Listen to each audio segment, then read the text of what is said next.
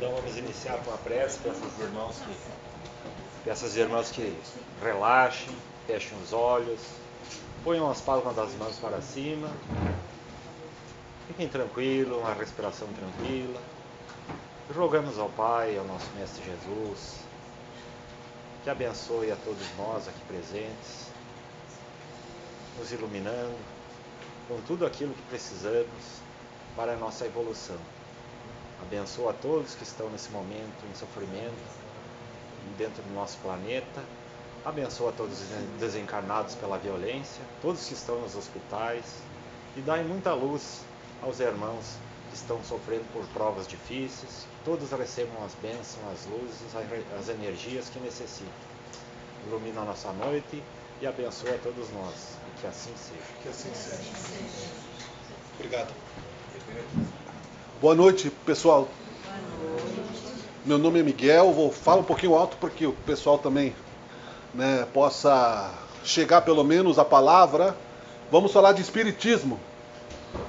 Falar de espiritismo, porque exemplificar é um pouco mais que isso.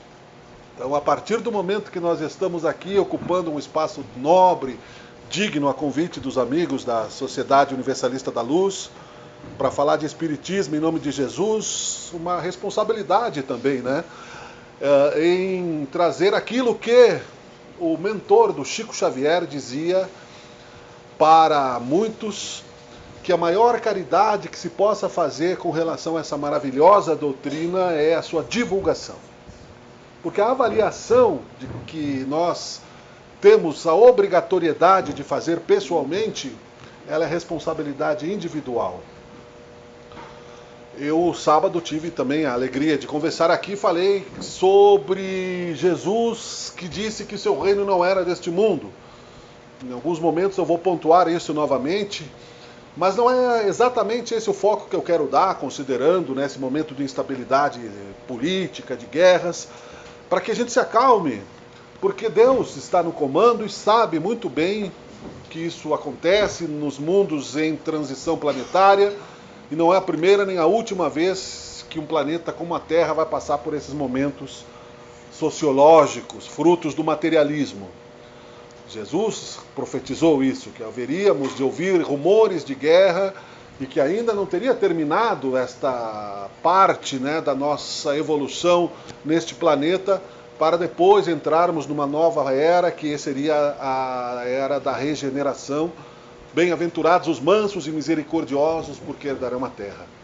Tem todo um contexto em torno disso, que eu até vou citar em algum momento, porque espontaneamente nós vamos conversando à medida que vai surgindo a questão da dúvida e a questão do diálogo espírita, como palavra, como exposição e como testemunho de transformação, que nós que aqui estamos trabalhando como voluntários, sabemos que o Espiritismo fez em nossas existências, em nossas vidas. Então, o que me veio na cabeça foi falar qual é a proposta da doutrina espírita. É um mundo onde nós vivemos quase que 100% de comércio, desde os tempos de Jesus. Então, qual é a proposta que se usa? Nada contra o comércio. Quero aqui demonizar a necessidade de trabalharmos, porque é preciso que ganhamos o pão com o suor do nosso próprio rosto. Estamos reencarnados, precisamos trabalhar, precisamos sustentar, a nossa carne, as nossas famílias, não podemos nos tornar pesos para a sociedade, se pudermos, Não que isso não possa acontecer em algum momento de dificuldade. Mas se eu vou a um cliente levar um produto, eu tenho uma proposta para ele. Jesus tinha uma proposta quando veio ao planeta Terra, encarnou-se na figura do Mestre de Nazaré, como filho de Maria, de José, através da sua formação entre aquele povo que estava no centro de uma discussão, por um lado religiosa fundamentalista, por outro lado política guerreira imperialista, não é? Por um lado eram os hebreus, que tinham lá os doutores da lei, que escondiam do povo a questão da reencarnação, porque sabia isso o Velho Testamento, O próprio Moisés já falava sobre isso, na antiguidade também já se falava sobre a reencarnação, já havia o fenômeno mediúnico que comprovava a existência da continuidade da vida. E ali naquele caldo cultural, os romanos, então, quando Jesus chegou a Jerusalém, com pouco tempo de pregação, depois de andar, né, por toda a Judéia, em 3 anos ele chegou ao centro daquilo que ele queria realmente cutucar com o amor, e não com vaidade, e não com ódio, que era a sua proposta de esperança e de renovação, daquilo que estava escravizando as almas e que viria até nós como palavras proféticas, além dos impérios que caíram e ruíram, né, pela própria espada que fere, porque quem com ferro fere, com ferro será ferido, disse Jesus. A proposta de Jesus era simples e amorosa. Buscai primeiramente o reino de Deus e o resto vos será dado por acréscimo. O reino de Deus está dentro de vós. Cada um é o seu próprio templo. Nós somos únicos no coração de Deus e estamos num processo de evolução e de transformação das nossas próprias consciências indestrutíveis, para que aprendamos então a nos libertarmos do sofrimento através do amor, da caridade e do bom senso, né, de exemplificar aquilo que a palavra entende, mas que o coração às vezes não pratica. Porque somos, infelizmente, não é, espíritos ainda, né, contraditórios nas nossas questões, que são as 2 asas do espírito, que é a razão e o coração. Precisa um pássaro para voar em liberdade, e diz, inclusive, né, a simbologia do Espírito Santo, que é uma pomba voando, não é? As 2 asas, né, abertas e em sincronia, né, com as leis. Caso contrário, a gente ou afunda no orgulho ou afunda nas paixões. E se misturam as 2 coisas, não é? Se misturam os sentimentos, não é, que nos levam às quedas, e que as quedas nos fazem sofrer, e que o sofrimento nos traz, então, muitas vezes desespero. O desespero nos leva a cometer atos, não é, muitas vezes insensatos, e assim por diante. Então a proposta do Espiritismo, ela renova aquilo que os primeiros cristãos sabiam pela palavra de Jesus, que veio para renovar. Ele disse: eu não vim destruir a lei, eu vim fazer com que ela se cumpra. Então ele não trouxe uma novidade. Ele disse que a luz que estava sendo escondida pelos doutores da lei, os hebreus da época, precisava ser expandida para todos, para que todos pudessem escolher os caminhos que queriam trilhar na sua própria autoconstrução. O que falou Jesus é que a cada um será dado segundo as suas obras. Portanto, se eu tenho a necessidade de trabalhar para construir-me, né, e receber segundo as minhas próprias ações, eu sou construtor do meu próprio destino. Mas não sabíamos como. E fomos aos poucos, né, nos vitimando justamente pelo imediatismo da hora presente, das necessidades presentes, deixando, não é, que depois do tempo dos apóstolos que lutaram contra aqueles que fundamentalistas, né, acabaram com as suas carnes mesmo, foram crucificados, foram decapitados, foram mortos pela espada em vários locais, ficando apenas João Evangelista, que profetizou o Apocalipse, vendo, né, que neste momento, não é, de transição planetária, haveria choro e ranger de dentes e rumores de guerra, mas que não era o fim, né, que logo ali adiante, né, Jesus estaria pleno entre todos nós. Logo ali adiante para um termo de imortalidade, ou seja, não é simplesmente daqui a uma semana, daqui a 2 semanas, daqui a 1 mês, talvez leve ao tempo de Deus, que é aquilo que Jesus disse, que só Deus sabe a hora, não é, de que essas dores, que esses conflitos terminem. Então, para que a gente entenda a proposta de renovação do Espiritismo, através do Espiritismo, que é revigorar-se o cristianismo primitivo, porque não existe Espiritismo sem Jesus, sem cristianismo, sem cristandade, sem que nos tornemos igrejeiros, não é? E fiquemos dependentes de sacerdotes, de pastores, de padres, não é? De cardeais, mas que dependamos apenas da nossa própria consciência e do templo que há em nós. Allan Kardec recebeu então novamente, através da boa vontade de Jesus, a responsabilidade de codificar aquilo que ele falava para os apóstolos e para os seus seguidores, e falava no Sermão da Montanha: a vida eterna, A morte não existe, eu venci o mundo. E venceu a cruz. Foi nos dada a imagem profundamente derrotada de um Jesus crucificado, focado no sofrimento daquilo que os romanos fizeram de mal para ele, e no mistério da fé que não nos consola as consciências se não tivermos, né, algo a mais para alimentar a nossa esperança através da certeza de que não é nada de fantasmagórico a continuidade da vida. A vida continua da mesma maneira organizada como ela está aqui. Porque aqui ela já é um milagre de Deus. A consciência, a existência de sermos e existirmos, mesmo que imperfeitos, no caminho da transição de nós mesmos, na nossa transformação, na nossa mudança de sentimentos, de ações, à medida que vamos testando, não é a vida, a lei de causa e efeito, já é um fato para a ciência mesmo, não é? Entre aspas, algo que possa ser milagroso. Não é milagre, a vida vem de Deus. Deus que se explica no Livro dos Espíritos, na primeira questão, onde Allan Kardec, com a intuição dada, né, pergunta: quem é Deus? E os espíritos que ali estavam para ajudá-lo, espíritos são pessoas que estudam, que estão no plano espiritual, numa outra dimensão, como se estivéssemos numa ligação telefônica mesmo, né, de um lugar para outro e pudéssemos conversar, ou até presencialmente, mas teríamos que enxergar a evidência para ver a presença do Espírito, dizendo que Deus é a inteligência suprema, é o Criador das nossas consciências, é o Criador do universo, só existe um Deus. Discussão que foi feita, assim, antes, né, no Velho Testamento, pelos egípcios, né, pelos politeístas. Depois Akenaton colocou impositivamente apenas um Deus, fechou as igrejas.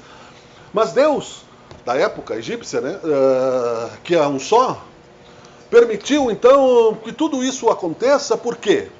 Quer que entendamos por nós próprios aquilo que Jesus disse e continua dizendo, porque venceu o mundo quando saiu livre do corpo, através da cruz que aceitou pacificamente, sem fomentar a guerra, sem fomentar a legião de anjos, sem desafiar a provocação de Pilatos, que disse: onde está o teu exército?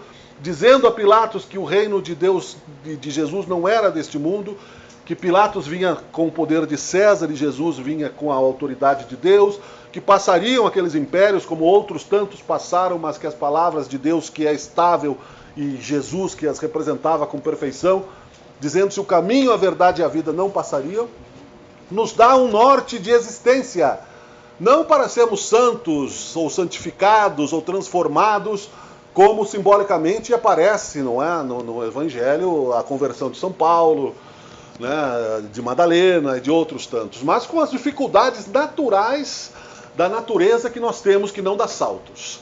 Não poderemos simplesmente, né, pegar por imposição, como tentou o Akenaton, faraó egípcio, impor a sua visão de um Deus único para um povo que não acreditava nisso. Um outro exemplo disso, que a religião não pode ser imposta, é a subida de Moisés ao Monte Sinai, quando foi lá mediunicamente conversar com os mentores e recebeu os 10 mandamentos, porque já havia ali um pouco de civilidade e de espiritualidade no amadurecimento das culturas terrenas, tanto das civilizações primitivas, que eram originárias da Terra, quanto os espíritos de outros orbes planetários encarnados na Terra para evoluírem juntos e trazerem então um conceito de sociedade. E disse Jesus, então, não é amar a Deus sobre todas as coisas e o próximo como a si mesmo. Mas na volta, né, como não havia a presença do líder Moisés, que era também, né, um pouco vigoroso na sua fé, de certa forma impunha, foi sim, né, feito o bezerro de ouro, como todo mundo sabe, né? Todo mundo pegou os anéis lá, não tinha ninguém para idolatrar, vamos idolatrar o bezerro de ouro, né, criando ali então uma idolatria aonde, né, se colocava ali uma fé cega, sem a compreensão de que nós estamos andando em direção específica, determinada por Deus, que nos dá orientação, sim, nos dá consciência, nos dá intuição, nos dá mentoria, nos dá conselho, nos dá um espírito amigo, irmão, familiar, que tenha mais condições do que nós de nos levar à evolução quando estamos reencarnados, a lugares melhores de onde quando saímos, e que isso faz parte de um sistema muito positivo e esperançoso, não é? É isso que nós deixamos para trás. Por que deixamos para trás essa noção de que o universo é organizado por Deus, que é a inteligência suprema? Por várias questões psicológicas, né? Primeiro porque achamos que estudar a questão de Deus está muito distante da nossa capacidade. Mas o Evangelho nos traz com conselhos claros, o Evangelho segundo o Espiritismo, ou a religião vista, né, com humildade, que sim, depende apenas do nosso bom senso, do nosso coração entendemos o Deus. Ele não exige de nós, assim como um pai não exige de um filho nas classes primárias a resolução de problemas complexos de matemática, de física, de ciência, mas entende que são as primeiras séries, nós que fomos criados puros, simples, ignorantes do universo, mas para ser a imagem e semelhança de Deus, não temos como captar toda a vontade do nosso Pai Criador, a não ser por intuição. A ciência quer respostas imediatas. A fé cega, então, ela torna o espírito dependente. Vá, né, o sacerdote que se diz amigo íntimo, né, dos espíritos, dos mentores, como se diz hoje em dia nas internets da vida, não é? Ah, o meu mentor, o meu anjo da guarda me falou. Então todo mundo tem um segredo revelado como se fosse, né, privilegiado. E isso é uma falácia, um falso cristianismo, um falso profetismo, porque Deus está em todo lugar, em toda criatura. Mas Jesus também advertiu que nós deveríamos ter cuidado com isso, para que não aconteça o que aconteceu no passado, porque os apóstolos fizeram a sua parte, porém, João Evangelista viveu somente 90 e tantos anos. Depois dali, os que conseguiram, o próprio Lucas, que não viveu no tempo de Jesus, o próprio São Paulo, que foi depois, conseguiram lançar aquela semente por cerca de 400 anos, aonde se sabia que existia o plano espiritual, que nós não estamos perdidos no túmulo, que a fé cega é uma fé que nos torna dependentes do pensamento do outro, que nós precisamos amar ao semelhante como ele nos ama, que nós precisamos ser humildes, e que havia muitas moradas já descritas por Jesus na casa de Deus, aonde nós vamos encontrar um endereço, uma cadeira para sentar, não é um copo de água para tomar. Como diz o Dr. Paulo Fructuoso, as religiões não explicavam, eu vou desencarnar, vou morrer fisicamente, o meu espírito já viveu, como ele vai ser? Se eu desencarnar criança, vou continuar criança? Se eu desencarno velho, eu continuo velho? Se eu desencarno doente, eu continuo doente? O que é a vida além do túmulo? Isso tudo já está sendo divulgado já há quase 200 anos. Não é uma novidade, mas é uma responsabilidade dos voluntários do Espiritismo fazer esta divulgação como caridade e tentar viver isso ao máximo, né, dos desafios reencarnatórios que nós tenhamos. Como isso começou a dar esperanças para aquele povo dominado pelos romanos, e os romanos muito espertos, que eram políticos experimentados, percebendo que não podiam vencer aquela fé que fazia com que eles perdessem mercado, acabou, né, o imperador Constantino a transformar aquilo num poder, que se transformou, né, na Igreja Católica Apostólica Romana, com todos os defeitos, todas as virtudes, mas, porém, admitiu todas as pompas do Império Romano, inclusive a hierarquia, com imperadores, com a santidade papal, não é, com o perdão das ofensas comprado, com a Inquisição, com as cruzadas, com o mercantilismo, e que nos trouxe a esse materialismo, né, que nós vivemos hoje, aonde compreender que o nosso reino não é deste mundo, como disse Jesus, é bem difícil. Estamos muito apegados à carne e a tesouros passageiros, e Jesus disse, onde estiver o teu tesouro está o teu coração. É necessário que isso se torne novamente uma reflexão, e não é uma crítica, é simplesmente a história. No concílio de Nicéia, o imperador Constantino, então, tornou isso, né, um fato. O Império Romano morreu no silêncio, né, na história conta, o Império Romano simplesmente apagou-se como uma vela e ficou todo aquele esqueleto construído através do roubo das nações oprimidas e subordinadas à espada e ao ferro e ao mercenarismo dos romanos, que foram, sim, cruéis e belicosos, mas também que vão resgatar, através da reencarnação, a dor da espada, porque quem com ferro fere, com ferro será ferido, disse Jesus isso a Pedro, que cortou a orelha do soldado, advertiu Jesus para que o apóstolo Pedro não fizesse isso.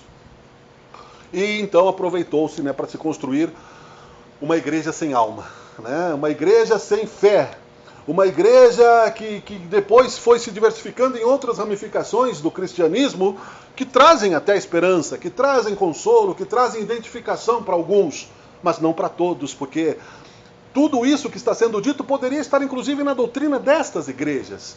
O Espiritismo não é a religião do futuro, mas é um futuro que doutrinariamente as religiões precisarão entender para explicar exatamente essas dúvidas. Se eu desencarnei, saí do corpo, eu vou ficar dois aqui. Está aqui o meu corpo, o meu espírito, o meu corpo cai, morreu, vai apodrecer na terra. Eu vou ficar sentado no túmulo? Posso ficar, se eu não me preparei para esse momento. Vai ir lá o meu anjo da guarda, vai pedir licença para o organizador lá daquelas energias do cemitério, vai pedir licença para me convidar a ir a um hospital espiritual, seja aqui do Soul, seja do nosso lar, seja de outra cidade, para que eu possa descansar, para que eu possa recuperar as energias e perceber a alegria de eu ser eterno.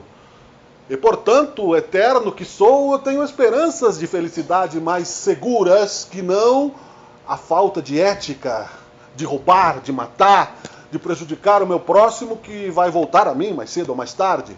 É essa falta de ética que nos leva à falência do mundo moderno, porque não sabem o que fazem, disse Jesus.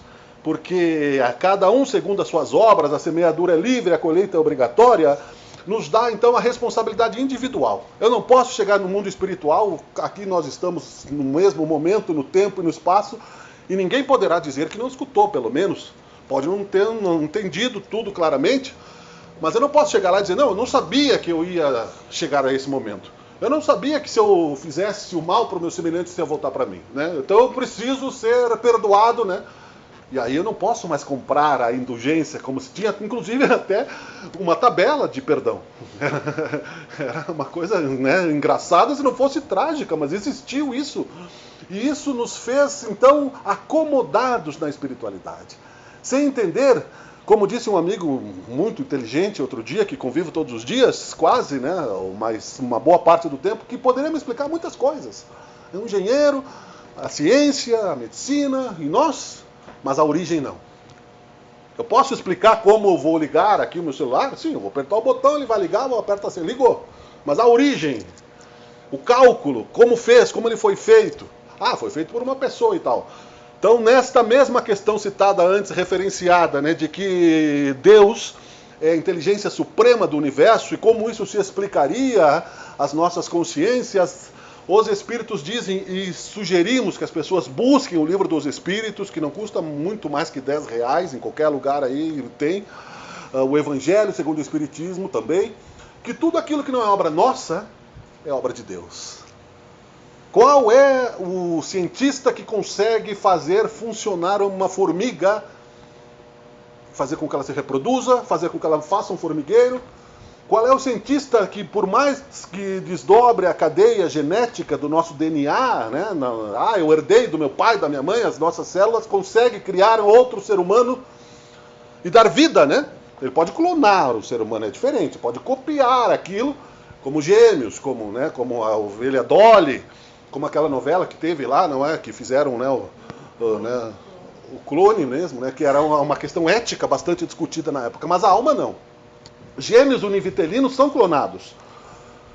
O materialista acha que aí não há alma, que não há diferença, que não há consciência. Nós somos individuais. Isso nos dá paz. Porque os ciúmes, fruto do orgulho, é o que nos faz sofrer. Porque nós achamos que Deus tem mais para o outro do que para nós. Porque o meu inimigo prospera e eu não. Porque a justiça de Deus não cabe na minha consciência porque não me foi ensinada corretamente. Eu não entendi o que significa a lei de causa e efeito. Eu não entendi que se as causas das minhas aflições não estão no presente do meu CPF, do meu nascimento, da minha certidão de nascimento, elas estão gravadas na minha ficha espiritual que vem antes do nascimento deste corpo. O nosso desculpe. O nosso cérebro é como se fosse um biombo, uma cortina para diminuir um pouco aquela intensidade de luz do nosso passado, para que nós possamos suportar tanto causas perdidas, quanto vaidades, quanto erros cometidos e encontrarmos o perdão. O esquecimento das vidas passadas não é um mistério da fé, é para nos dar capacidade de crescimento espiritual, de que nós não nos ofendamos demais com os inimigos aparentes, com os problemas de família, que nós entendamos que ninguém é vítima de nada a não ser do seu próprio passado espiritual, somos herdeiros de nossas ações.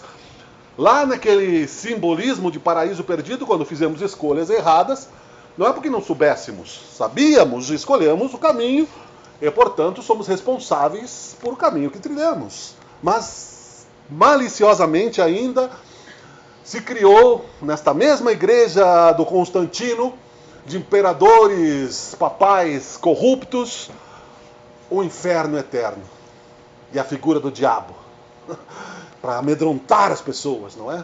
Já que a espada já não servia mais, o medo era do inferno eterno. Você veja bem o contrassenso disso, né? E eu não estou nem criticando, porque nem sei se nós não vivemos lá naquela época, né? E estamos aqui só sem batina, né? Cantando aqui, né, coisas que a gente pode ter feito muito pior. Queimando livros, atrasando consciências, denunciando pessoas para ficar com as suas propriedades, bajulando a Inquisição, não é? Que torturava e matava pessoas sem respeitar a liberdade do outro. A gente não está vendo isso hoje com o fundamentalismo das pessoas, com o bullying, não é? Com outras tantas questões que nos levam a nos responsabilizar pelo nosso próprio destino, que aparentemente é um acaso absoluto, não é? Eu não tenho culpa se a guerra está acontecendo no Oriente Médio e a minha gasolina aumentou aqui 30%. Mas eu vivo na terra que eu escolhi viver como espírito na soma de todas as ações das vidas passadas, vivendo no mundo de provas e expiações na hierarquia de Deus, que é uma escola, que não é um castigo, mas prisioneiro deste corpo, sim. Agrilhonado neste corpo, como diz no Evangelho, e como disse antes, né, na questão 1, tirando tudo aquilo que eu, como homem, não consigo transformar na ciência, na tecnologia, na indústria, obra de Deus. A natureza, o sol, o universo, o cosmos cada vez mais devassado e aos poucos expandindo no nosso consciente, percebendo a grandeza e a humildade de Deus que não nos sufoca, que é discreto a nos chamar para o crescimento por amor e nos dá tempo para que a gente vá e não peques mais, para que algo pior não nos aconteça, porque a letra mata, o espírito é que torna vivo. E aí eu vou, eu erro e eu volto. Eu vou, eu erro e eu volto. Tudo bem. Um dia será o último, como disse Lucilena Galvão, filósofa que não é nem espírita da Nova Acrópole, né? Um dia será o último erro. Seja nessa encarnação, seja noutra, eu preciso recomeçar. É essa a esperança que não me dá a imortalidade da alma. Não são só crianças que estão tirando a vida do corpo porque não têm esperança, porque são espíritos que vivem num mundo onde a esperança se torna rarefeita. Pessoas idosas, solitárias, que não têm mais opções porque a família o abandona, não apenas economicamente. Desculpe, também sou um idoso quase já. Mas emocionalmente, um dos problemas da nossa cidade é isso. Um amigo, né, eu vou terminar já, responsável pela questão social em Caxias, na área pública, me confessou, falou numa entrevista publicamente, que uma das questões que a gente não vê, as pessoas vão lá com o carro, uma malinha, deixam lá o pai ou a mãe e nunca mais voltam, só paga lá e pronto. E é melhor morrer muitas vezes, pensa o idoso. Mas não, aguente até o fim, porque a gente vai precisar passar até o último centavo desses momentos reflexivos, e a ingratidão dos filhos também está explicada no Evangelho, os laços de família. Eu não sou vítima, nem jovem, nem velho, eu sou construtor do meu próprio destino, e, portanto, a esperança que eu posso trazer como proposta da doutrina espírita é aquilo que Jesus nos disse: amar a Deus sobre todas as coisas, o próximo como a si mesmo. A alma é imortal, nós não morremos e não vamos nos tornar santos por decreto, né? Não existe a infalibilidade papal, era um decreto absurdo. Inclusive existem relatos do tempo do Chico Xavier a um dos papas que viveu nos umbrais depois de desencarnado e foi resgatado pela sua mãe, não é? Porque ele tinha tantas, né, dificuldades energéticas aquilo que as multidões de testemunhas, como disse São Paulo, nos veem e nos cercam, é a nossa consciência. Para a consciência eu não posso mentir. Mas não precisa me desesperar, não precisa nós querer sairmos daqui e agora agimos como se fôssemos São Francisco de Assis, porque não funciona. A natureza não dá saltos. Eu só posso dar de mim aos poucos, mas eu preciso andar, eu preciso me transformar, eu preciso assumir responsabilidades, pelo menos, contradições. Tem um livro do Papa João Paulo II, aliás, que é bem legal, é Contradições da Alma. Porque sem contradição não há crescimento. O objetivo da nossa reencarnação, que é uma determinação, uma lei que está também dita no Pentateuco, que Allan Kardec trouxe, é uma lei reencarnarmos, virmos do mundo espiritual, entrarmos no corpo material, é esse que nós estamos como instrumento, e crescermos como espírito. Não é, você se tornou milionário é um vencedor, se você é um pobre é um derrotado. Então, nós voltamos, por isso muita gente se apegou à cruz, achando que aquilo era a derrota de Jesus, sendo que Jesus venceu o mundo e mostrou que nós não estamos aqui para ficar na semente do mundo, numa carne que não é imortal. Né? A carne é passageira, é uma ferramenta útil, um instrumento que Deus criou na sua sabedoria divina para nos dar oportunidade de progresso espiritual. Nenhuma ovelha se perderá. Nenhuma. Porque a imortalidade da alma vai ao infinito. Essa é a proposta, portanto, meus queridos, que eu trago todos os dias na renovação constante, no aperfeiçoamento. Não como vendedor, porque se eu fosse vender para um cliente, eu ia querer que ele comprasse o meu produto. Mas como sugestão de reflexão. O Espiritismo sugere que nós encontremos isso dentro de nós. E isso nos dará paz de espírito, nos dará maiores ligações com os voluntários de uma casa que reflete no bem como esta aqui e outras tantas, e nos fará regenerados, porque se estamos sofrendo e não enxergamos o nosso sofrimento nessa vida, pode ter certeza que a gente semeou isso. Mas pelo amor e pela caridade, Jesus nos deu a liberdade. Não é olho por olho, dente por dente. Essa visão de quem com ferro fere, com ferro será ferido, é para lembrar que não façamos o mal conscientemente. Evitemos o mal, mas lembremos que se ele já está feito, eu posso me arrepender e eu posso me regenerar, eu não vou ficar no inferno eterno. Não existe inferno eterno. É uma armadilha para dominar a consciência. Não existe diabo competindo com Deus. É outra armadilha, não é? Porque se eu sou amigo do diabo, porque eu sou amigo de Deus e eu consigo controlá-lo da minha catacumba, eu posso dominar o povo e posso pegar o tesouro para mim. Pai, perdoai-os porque não sabem o que fazem. Né? Isso aconteceu, infelizmente. Mas tenham certeza que essas consciências regeneradas, como o próprio Judas, não fariam isso novamente ao perceberem a grandeza e o amor que Jesus nos deu ao se entregar sem violência na cruz. É o caminho do amor, que cobre a multidão de pecados. Agradecendo a atenção, pedindo perdão aqui pelo pigarro novamente, eu peço que nós pensemos nisso juntos e que nos ajudemos, seja neste plano, no futuro, onde quer que estejamos, por amor que temos a vida, a nós mesmos, ao nosso Deus Criador e aqueles que ainda estão neste processo de amadurecimento porque são filhos de Deus como nós. Te pedimos, Senhor, misericórdia para todos aqueles que não nos compreendem, para os nossos inimigos que ainda os tenhamos, mesmo que incondicionalmente, inconscientemente, e que continuem os planos espirituais abençoando os nossos caminhos, assim como abençoa este lugar de luz e de fé e de amor. Que seja feita a tua vontade e que assim seja. Muito obrigado.